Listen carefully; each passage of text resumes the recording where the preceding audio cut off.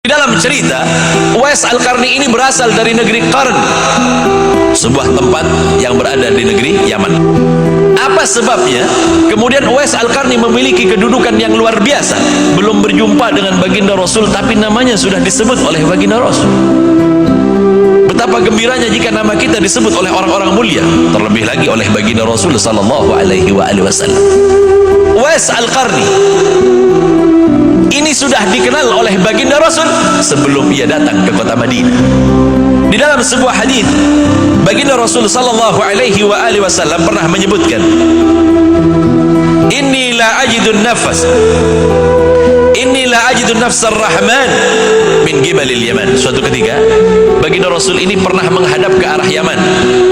Kalau kita berada di kota Makkah, ada rukun Yamani namanya. Rukun Yamani itu karena pojoknya menghadap ke kota Yaman. Baginda Rasul menghadap ke arah Yaman, kemudian beliau berkata, "Sungguh demi Allah, aku mencium aroma ketuhanan dari negeri Yaman." Aroma ketuhanan dari negeri Yaman. Sahabat bertanya, "Apa yang kau maksudkan ya Rasulullah?" Seorang pemuda dari negeri Yaman yang ia memiliki kedekatan kepada Allah Subhanahu wa taala. "Siapa ia ya Rasulullah?" "Uwais namanya." "Dari mana kampungnya ya Rasulullah?" "Qarn." Tapi kata baginda Rasul, kalian tidak akan pernah berjumpa dengannya. Kalian tidak akan pernah berjumpa dengannya. Ini hebatnya baginda Rasul bisa tahu orang akan berjumpa dengan tidak. Sesungguhnya dua orang di antara sahabat akan berjumpa dengannya, dan dia adalah orang pilihan Allah yang nantinya akan melihat kekasih Allah Subhanahu wa taala. Maka baginda Rasul berkata, "Wahai Ali, wahai Umar, suatu ketika jika engkau bertemu dengan Uwais Al-Qarni, mintalah doa kepadanya." Baginda Rasul berkata, "Ia akan engkau lihat, ia akan engkau kenal, karena di tangannya ada warna putih, bekas penyakit belang, Pak.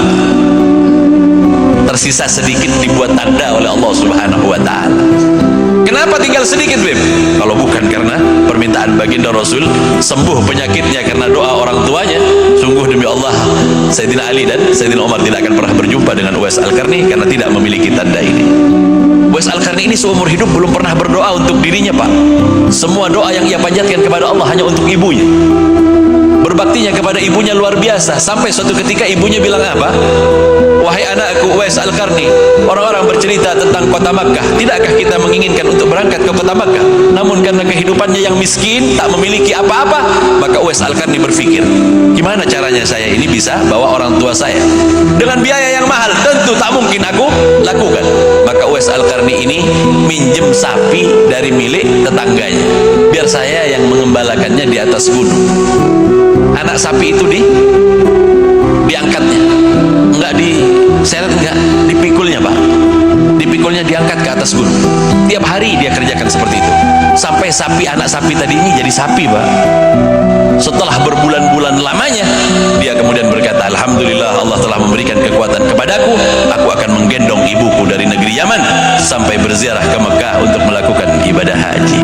Berangkatlah Uwais Al-Qarni melakukan perjalanan kurang lebih hampir 2 bulan lamanya dia menggendong ibunya. Belum pernah Uwais Al-Qarni ini berhenti menggendong ibunya tadi karena kelelahan, kecuali sang ibu yang sudah kecapean karena berada di atas punggungnya.